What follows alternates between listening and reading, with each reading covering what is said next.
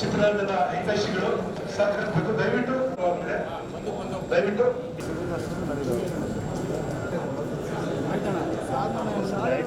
ರವೀಂದ್ರ ಬಂದಿದ್ದಾರೆ.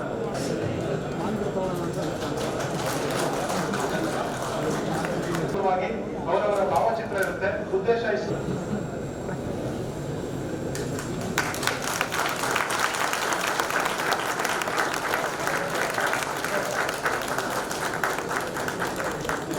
ಸಂಸಪ್ರದಾಯವನ್ನ ಬೆಳೆಸ್ಕೋಬೇಕು ಅಂತ ಈ ಮೂಲಕ ಕೋರ್ಕೊಳ್ತೇವೆ. ಎಲ್ಲ ಕೂಡ ಇರುತ್ತೆ. ಹಾಗಾಗಿ ಸುಲಭವಾಗಿ ಯಾರ್ಯಾರ ಜನ್ಮದಿನಾಂಕದಂದು ಅವರ ಉಚಿತವಾಗಿ ಇದನ್ನು ವಿತರಣೆ ಮಾಡ್ತೇವೆ.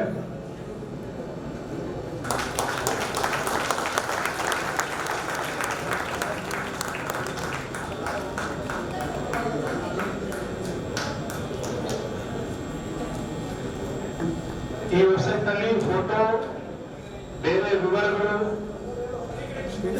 ನಿರ್ದೇಶಕರ ಸ್ವವಿವರಗಳು ಎಲ್ಲವೂ ಇರುತ್ತೆ. ಬಹಳ ಒಂದು ಅದ್ಭುತವಾಗಿ ವೆಬ್ಸೈಟ್ ಅನ್ನ ರೂಪಿಸಲಾಗಿದೆ. ಎಲ್ಲರೂ ತಮ್ಮ ಮಾಹಿತಿಗಳನ್ನ ಹಂಚಿಕೊಳ್ಳುವ ಮೂಲಕ ಈ ವೆಬ್ಸೈಟ್ ಅನ್ನ ತುಂಬಾ ಉಪಯುಕ್ತವಾದ ಒಂದು ಟೂಲ್ ಆಗಿ ಮಾಡಬಹುದು. ನಮಸ್ಕಾರ. ಫಿಲ್ಮ್ಸ್ ನೋಡಿದಿರಬೇಕು ನಾನು ಕಲ್ತಿದ್ದು ಇವ್ರ ಫಿಲ್ಮ್ಸ್ ಎಲ್ಲ ಥಿಯೇಟರ್ ಅಲ್ಲಿ ಕ್ಯೂ ಅಲ್ಲಿ ನಿಂತು ಒದ್ದಾಡಿ ನೋಡಿದ್ದೀನಿ. ವಾಟ್ ಗ್ರೇಟ್ ಸೋರ್ಸ್ ನಿಮ್ಗೆಲ್ಲ ನನ್ನ my respects to all of you, my friends, ನಿಮ್ಮೆಲ್ಲರಿಗೂ ನಮಸ್ಕಾರ. ಈಗ ಶೂಟಿಂಗ್ ಅಲ್ಲಿ ಕೂತ್ರಿ, ಲೈಟ್ಸ್ ಕ್ಯಾಮ್ರಾ ಆಕ್ಷನ್ ಅಂತೀರಿ. ದಿನದ ಅಸೋಸಿಯೇಟ್ ಬಂದು ಸರ್ ಏನೋ ಫೀಲ್ಡ್ ಬಂದ್ಬಿಟ್ಟು sir cut cut cut cut ಅಂತೀರಿ. ಕ್ಲಾಪ್ ಟೇಕ್ ಟು ಅಂತೀರಿ. ಮತ್ತೆ ಅದೇ ಶುರು ಆಗುತ್ತೆ. ಸರ್ ಬೂಮ್ ಫೀಲ್ಡ್ ಬಂದ್ಬಿಡ್ತು ಅಂತ ಒಬ್ಬ ಕಡೆ ಒನ್ ಮೋರ್ ಅಂತೀರಿ. ಹೀಗೆ ಹೋಗ್ತಾ ಹೋಗ್ತಾ ಹೋಗ್ತಾ ಕೊನೆಗೆ ಒಂದು ಟೇಕ್ ನಿಮ್ಗೆ ಇಷ್ಟ ಆಗುತ್ತೆ, ಟೇಕ್ ಓಕೆ ಅಂತೀರಿ ಒಬ್ಬ ಡೈರೆಕ್ಟರ್ ಆಗಿ. ಈಗ ಆ ಟೈಮಲ್ಲಿ ಟೇಕ್ ಓಕೆ ಅಂತ ಹೇಳ್ತಿರೋದು ಬರೀ ಆರ್ಟಿಸ್ಟ್ ಸಂಬಂಧಪಟ್ಟ ವಿಷಯ ಅಲ್ಲ. ನೀವೇನ್ ಹೇಳ್ತಾ ಇದ್ದೀರಂದ್ರೆ ಡೈರೆಕ್ಟರ್ ಆಗಿ ಇಲ್ಲಿರುವಂತ ಪ್ರತಿಯೊಬ್ಬರು, ನೀವೆಲ್ಲ ಡೈರೆಕ್ಟರ್ಸ್, ನೀವು ಟೇಕ್ ಓಕೆ ಫಾರ್ ಮೀ ಅಂದ್ರೆ ಅದರ ಅರ್ಥ ನಾಳೆ ಇಡೀ ಕರ್ನಾಟಕ ನೋಡಕ್ಕೆ ಈ ಸೀನ್ ಅರ್ಹ ಅಂತ ಹೇಳ್ತಾ ಇದ್ದಾರೆ. ನೀವು ಹೇಳ್ತಾ ಇದ್ದೀರಾ 6 ಕೋಟಿ ಜನರ ಪ್ರತಿನಿಧಿಯಾಗಿ ನಾನು ಹೇಳ್ತಾ ಇದ್ದೀನಿ ಇದು ನೀವು ನೋಡಕ್ ಅರ್ಹ ಅಂತ. ಸೊ ನೀವು ಸಾಕಾದ ಖುಷಿಯಲ್ಲಿ ಕೂತಿಲ್ಲ ರೀ. 6 ಕೋಟಿ ಜನರ ಪ್ರತಿನಿಧಿ ನೀವು. ಹಾಗಾಗಿ ನೀವು ತಗೊಳ್ಳುವಂತ ಪ್ರತಿಯೊಂದು ನಿರ್ಧಾರ ದಯವಿಟ್ಟು ಪ್ಲೀಸ್ ಲೈಟ್ ಹಾಕೋಬೇಡಿ. 6 ಕೋಟಿ ಜನ ನಿಮ್ಮನ್ನು ನಂಬಿದ್ದಾರೆ. ಒಂದು ಫ್ರೇಮ್ ಇಟ್ಟಾಗ, ಒಂದು ಸೀನ್ ಮಾಡಿದಾಗ ಅದರಲ್ಲಿರುವಂತಹ ಪ್ರತಿಯೊಂದು ಅಂಶ, ಅದು ಡೈಲಾಗ್ ಇರ್ಬೋದು, ಶಾರ್ಟ್ ಕಂಪೋಸಿಷನ್ ಇರ್ಬೋದು, ಕ್ಯಾಮರಾ ಮೂವ್ಮೆಂಟ್ ಇರ್ಬೋದು, ಲೊಕೇಶನ್ ಇರ್ಬೋದು, ಕಲರ್ಸ್ ಇರ್ಬೋದು, ಕಾಸ್ಟ್ಯೂಮ್ ಇರ್ಬೋದು, ಎಡಿಟಿಂಗ್ ಇರ್ಬೋದು, ಮ್ಯೂಸಿಕ್ ಇರ್ಬೋದು, ಪ್ರತಿಯೊಂದನ್ನು ಎಷ್ಟು ಗಮನ ಕೊಟ್ಟು ಮಾಡಕ್ಕಾಗುತ್ತೋ, ಆ ಫ್ರೇಮ್ ಅನ್ನ ಎಷ್ಟು ಶ್ರೇಷ್ಠಗೊಳಿಸಕ್ಕಾಗುತ್ತೋ ಅಷ್ಟು ದಯವಿಟ್ಟು ಶ್ರೇಷ್ಠಗೊಳಿಸಿ. ಅದು ನಮ್ಮ ಧರ್ಮ ಕೂಡ. ಒಬ್ಬ ಡೈರೆಕ್ಟರ್ ಆಗಿ ನಮ್ಮ ಹತ್ರ ಇರುವ ಶಕ್ತಿ ಅದೇ. ಇವತ್ತು ಅದ್ಭುತವಾದ ಕಟ್ಟಡ ಮಾಡಿದ್ದಾರೆ ನಾಗೇಂದ್ರ ಪ್ರಸಾದ್ ಅವರು, ಅವರ ಫ್ರೆಂಡ್ಸ್ ಎಲ್ಲ ಸೇರಿ. ಇದರ ಅಡಿಪಾಯ ಈ ಫೌಂಡೇಶನ್. ಆದರೆ ನಾಳೆ ನೀವು ಮಾಡುವಂತ ಪ್ರತಿಯೊಂದು ಕೆಲಸಕ್ಕೂ, ಈ ಕಟ್ಟಡಕ್ಕೂ, ಈ ಸಂಘಕ್ಕೂ, ಎಲ್ಲದಕ್ಕೂ ಆಧಾರ ನಾವು ಮಾಡುವಂತ ಕೆಲಸ, ನಾವು ಮಾಡುವಂತ ಸಿನಿಮಾಗಳು. ಇವತ್ತಿಲ್ಲಿ 400 ಜನ ಮೆಂಬರ್ಸ್ ಇದ್ದೀರಾ ಅಂದ್ರೆ 400 ಬೇರೆ ಬೇರೆ ಚಿತ್ರಗಳು ನಿಮ್ ತಲೆಯಲ್ಲಿದೆ ಅಂತ ನಂಗೆ ಗೊತ್ತು. 400 ಬೇರೆ ಬೇರೆ ಅದ್ಭುತವಾದ ಚಿತ್ರಗಳ ಸಾಧ್ಯತೆಗಳು ಇದು ಒಂದು ರೂಮ್ ಅಲ್ಲಿ ಇದೆ. 400 ಚಿತ್ರಗಳು, ಅಂತ ಅದ್ಭುತವಾದ ಶಕ್ತಿ ಪ್ರತಿಯೊಬ್ಬರಲ್ಲಿದೆ. ನನ್ನ ಆಸೆ, ಮೈ ವಿಶ್ ಇಸ್ ದಟ್ ನಿಮ್ಮ ತಲೆಯಲ್ಲಿ ಇರುವಂತ ಆ ಚಿತ್ರ ಆದಷ್ಟು ಬೇಗ ಹೊರಗಡೆ ಬಂದು ಪರದೆ ಮೇಲೆ ಬಂದು ನಮ್ಮ ಕನ್ನಡ ಜನ ನೋಡ್ಬೇಕು. ಆ ಶಕ್ತಿ ನಿಮ್ಮೆಲ್ರಿಗೂ ಸಿಗ್ಲಿ. May the force be with you. ಮತ್ತೊಮ್ಮೆ ನಿರ್ದೇಶಕರ ಸಂಘಕ್ಕೆ, ಈ ಹೊಸ ಕಟ್ಟಡಕ್ಕೆ, ಈ ಸ್ಟಾಫ್ಗೆ ಎಲ್ಲರಿಗೂ ಅಭಿನಂದನೆಗಳು. Thank you so much. ಹಳೆ ಬೇರು ಹೊಸ ಚಿಗುರು, ಹಾಗೆ ಇಲ್ಲಿ ಎಲ್ಲರೂ ತುಂಬಿದ್ದೀವಿ. ಇವತ್ತೊಂಥರ ಹಬ್ಬದ ವಾತಾವರಣ ಅನ್ನಿಸ್ತಾ ಇದೆ. ತುಂಬಾ ದಿನಗಳ ನಂತರ ಈ ಒಂದು ಸಂದರ್ಭ ಒದಗಿಸಿಕೊಟ್ಟ ನಾಗೇಂದ್ರ ಪ್ರಸಾದ್ ಟೀಮ್ಗೆ ನಾನು ತುಂಬಾ ಚಿರಋಣಿಯಾಗಿರ್ತೀನಿ. ನಾವೆಲ್ಲ ಹೆಚ್ಚಾಗಿ ಸೇರ್ಬೇಕು. ಅದಕ್ಕೆ ಒಂದು ಜಾಗ ಬೇಕು. ಎಲ್ಲರ ಮನಸ್ಸು ನಾವೆಲ್ಲರೂ ಸೇರಿದಾಗ ನಮ್ಮ ವಿಷಯಗಳನ್ನ ನಮ್ಮ ಪ್ರೀತಿನ ಹಂಚಿಕೊಂಡಾಗ ತುಂಬಾ ಅದ್ಭುತವಾದ ಸಿನಿಮಾಗಳನ್ನ ನಾವು ತೆಗಿಬಹುದು, ಒಳ್ಳೆ ದಾರಿಯಲ್ಲಿ ನಾವು ಸಾಗ್ಬೋದು ಅಂತ ನಾನು ಅನ್ಕೊಂಡಿದ್ದೀನಿ.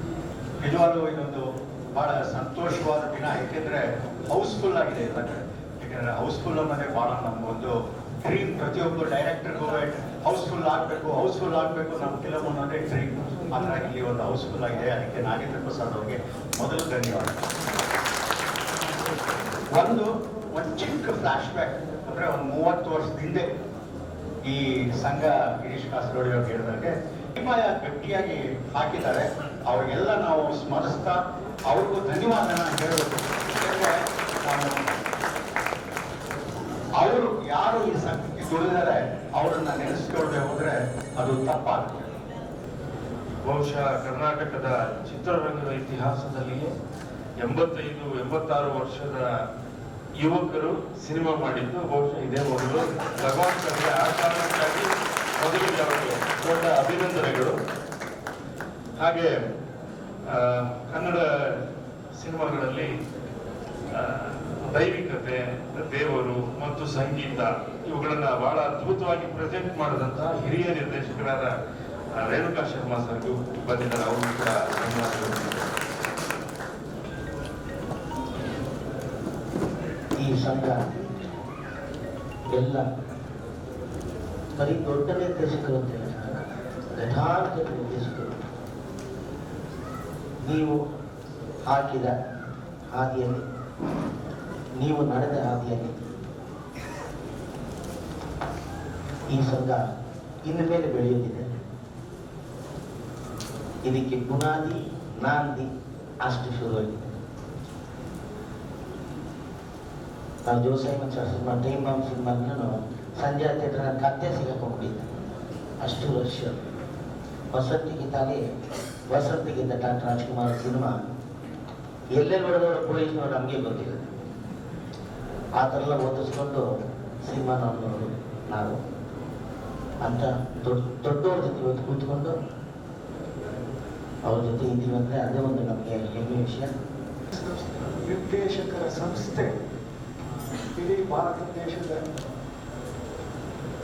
ಎಲ್ಲ ನಿರ್ದೇಶಕರ ಸಂಸ್ಥೆಗಿಂತ ಉನ್ನತ ಮಟ್ಟದಲ್ಲಿ ಬೆಳೆದು ಆರಾಧಿಸಬೇಕೆಂದು ಭಗವಂತನಲ್ಲಿ ಪ್ರಾರ್ಥಿಸುತ್ತೇನೆ. ನೆಲೆಸಿರೋಂಥ ಎಲ್ಲ ಗುರು ಹಿರಿಯರಿಗೆ ನನ್ನ ನಮಸ್ಕಾರಗಳು. ನೀವೆಲ್ಲ ಸೀನಿಯರ್ಸು, ನಾನು ಇನ್ನೂ ಚಿಕ್ಕ ಹುಡುಗಿ, ನನಗೆ ಅಷ್ಟು ಜ್ಞಾನನೂ ಇಲ್ಲ ಚಿತ್ರರಂಗದಲ್ಲಿ. ನೀವೆಲ್ಲ ವೆರಿ ಬಿಗ್ ಅಚೀವರ್ಸ್ ಇರುತ್ತಿರೋರು. ಆಗ ನಾನು ಸಂಘದಲ್ಲಿ ಕೆಲಸ ನಿರ್ವಹಿಸ್ತಾ ಇರೋದ್ರಿಂದ ಒಂದೆರಡು ಮಾತನಾಡೋದಕ್ಕೆ ಇಷ್ಟಪಡ್ತೀನಿ. ಸಂಘ ಅನ್ನೋದು ಬರೀ ನಾವು 15 ಜನ ಪದಾಧಿಕಾರಿಗಳು ಅಥವಾ ಅಧಿಕಾರಿಗಳು ಇರೋದು ಮಾತ್ರ ಅಂತ ಅಲ್ಲ. ನನ್ನ ರಿಕ್ವೆಸ್ಟ್ ಅಸಿಸ್ಟೆಂಟ್ ಅಸೋಸಿಯೇಟ್ ಡೈರೆಕ್ಟರ್ಸ್ಗೆ ಏನು ಅಂತ ಹೇಳಿದ್ರೆ, ನಮ್ಗೆ ಏನ್ ಸಿಗತ್ತೆ ಅಂತ ಮೊದಲನೇ ಪ್ರಶ್ನೆ ನಿಮ್ಮಿಂದ ಬರುತ್ತೆ. ದಯವಿಟ್ಟು ಅದನ್ನ ತೆಗೆದಾಕ್ಬೇಕು. ನಮಗೂ ಯಾರು ಸಂಬಳ ಕೊಡ್ತಿಲ್ಲ. ಇಲ್ಲಿರೋ ಗುರು ಹಿರಿಯರು ಫೌಂಡೇಶನ್ ಹಾಕ್ಕೊಂಡು ಅವಾಗಿಂದ ಯಾರು ₹1 ತಗೊಳ್ಳದೆ ಕೆಲಸ ಮಾಡ್ಕೊಂಡು ಬಂದಿರೋರು. ಸೊ ನಾವು ಎಲ್ಲರೂ ನಮ್ಮ ಚಿತ್ರರಂಗಕ್ಕೆ ನಾವು ನಿರ್ದೇಶಕರಿಗೆ ಏನೋ ಮುಂದೊಂದು ತೊಂದರೆ ಆದ್ರೆ, ಏನೋ ಒಂದು ಇದಾದ್ರೆ ನಾವು ಸಹಾಯ ಮಾಡಬೇಕು ಅಂತ ನಾವೆಲ್ಲ ಒಟ್ಟಿಗೆ ಒಂದು ಟೀಮ್ ವರ್ಕ್ ಮಾಡೋಣ ಅಂತ ಈ ಸಂಘ ಇರೋದು. ಮೊದಲಿಂದನೂ ಅದೇ ಉದ್ದೇಶದಿಂದ ಗುರು ಹಿರಿಯರಿಂದ ಬೆಳ್ಕೊಂಡ್ಬಂದಿರೋದು. ಸೊ ನಮಗೇನ್ ಸಿಗತ್ತೆ ಅನ್ನೋದನ್ನ ಕೇಳಿದೆ, ಅಥವಾ ನೀವ್ ಯಾಕೆ ಕಳಿಸ್ಲಿಲ್ಲ ಇನ್ಫಾರ್ಮೇಶನ್ ಅಂತ ಎಕ್ಸ್ಪೆಕ್ಟ್ ಮಾಡಿದೆ. ದಯವಿಟ್ಟು ನೀವೆಲ್ಲರೂ ಒಟ್ಟಿಗೆ ಸೇರ್ಕೊಂಡ್ರೆ ಇನ್ನೂ ಚೆನ್ನಾಗಿ ನಾವೆಲ್ಲ ಬೆಳಿಬಹುದು ಅಂತ ಅನ್ನೋದು ನನ್ನ ಆಸೆ, ನಮ್ಮೆಲ್ಲರ ಆಸೆ. ಹಲೋ ನೀವು ನಿಜವಾಗ್ಲೂ ಟ್ರೆಂಡ್ ಸೆಟ್ಟರ್ಸ್. ನೀವೆಲ್ಲ ನಿಮ್ಮನ್ನು ನೋಡಿ ನಾವು ಬೆಳೆದವ್ರು. ನಿಜ ಹೇಳ್ಬೇಕು ಅಂದ್ರೆ ಈಗಲ್ಲಿ ಟೇಪ್ ಕಟ್ ಮಾಡ್ಬೇಕಾದ್ರೆ ಭಗವಾನ್ ಸರ್ ಅಲ್ಲಿ ಇದ್ರು, ಯಾರೋ ಗೊತ್ತಿಲ್ಲದೆ ಈಗ ತಳ್ಬಿಟ್ರು ಅವ್ರನ್ನ. ಅವ್ರು ಎಷ್ಟು ಚೆನ್ನಾಗಿ ಹೇಳೋದಂದ್ರೆ, ಏನಯ್ಯ ನನ್ನೇ ತಳ್ತೇನೆ, ನಾನು ಎಷ್ಟು ಜನ ತಳ್ಳಿದ್ದೀನಿ ಮುದುಗಡೆ ಅಂತ.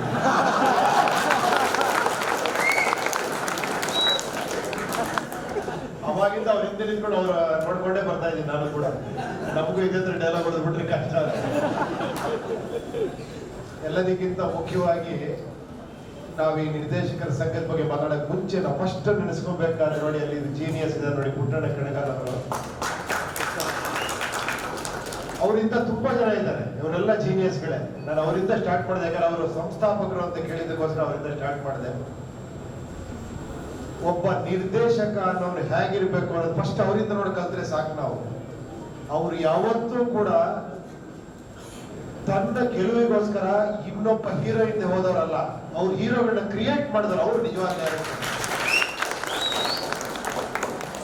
ಈ ಮಹಾಭಾರತದಲ್ಲಿ ಹೇಗೆ ಪಾಂಡವರು ಕೌರವರು ಎಲ್ಲ ದೊಡ್ಡ ದೊಡ್ಡ ವ್ಯಕ್ತಿಗಳಿದ್ರು ಕೂಡ ಕೃಷ್ಣ ಪರಮಾತ್ಮ ಎಷ್ಟು ಗ್ರೇಟ್, ಅದ್ರಲ್ಲಿ ಎಷ್ಟು ಇಂಪಾರ್ಟೆಂಟ್, ಕರೆಕ್ಟ್ ತಾನೆ? ಆ ಕೃಷ್ಣ ಪರಮಾತ್ಮ ತರ ಒಬ್ಬ ಡೈರೆಕ್ಟರ್, ಸಾರಥಿ ಹೇಳಿದ್ರಲ್ಲ ಬ್ರೈನ್ ಅಂತ. ಕಲೆ ಇಲ್ಲ ಖಾತ, ಕಲೆಗೆ ಬೆಲೆ ಕಟ್ಟುವ ತಾಲೆ ಇರುವವರೆಗೂ ಶಿಲೆ ಕಾಣುವುದಲ್ಲದೆ ಕಲೆಯಲ್ಲಿ ಕಾಣುವುದು ಕಾಂತ. ನಾವು ಯಾರ್ದೋ ಬೆಲೆ ಕಟ್ಕೊಂಡು ಹೋಗ್ಲೇಬಾರ್ದು, ನಾವು ನಮ್ಮದೇ ಆದ ಕಲೆ ಹೊಡ್ಕೊಂಡು ಹೋಗ್ತಾ ಇರ್ಬೇಕು. ಏನಂತೀರಾ?